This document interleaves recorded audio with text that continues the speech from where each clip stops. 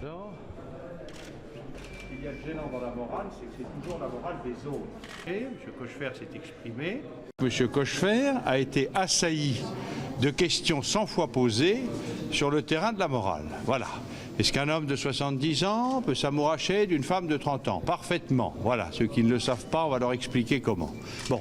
Donc on est dans un discours moralisateur, dans un discours qui manifestement n'est pas du tout à la hauteur de cette audience. Écoutez, le président vient d'accéder à la demande que je lui ai présentée il y a quelques instants, de bien vouloir suspendre cette audience de manière à ce que M. Cochefer puisse regagner son domicile familial, se reposer, de manière à être en état demain matin à la reprise d'audience. Je pense que cette façade se lézarde petit à petit. On est assez loin de cette présentation, si ce n'est élogieuse, du moins un peu pépère. Vous savez, M. Cochefer, depuis le début de cette affaire, essaye de se présenter comme quelqu'un qui ne comprend pas très bien ce qu'on lui reproche, qui est un peu sourd à la barre, qui est un petit peu le grand-père de Cologne, hein, qui serait là un peu gentil avec ses filles, qui en quelque sorte l'apprécieraient et le lui rendraient bien. Je crois que nous avons pu lui faire dire, Gérald Laporte et moi tout à l'heure, en insistant notamment sur la grande différence d'âge, que s'il n'était pas dans la position qui était la sienne et si elle n'était pas dans l'attente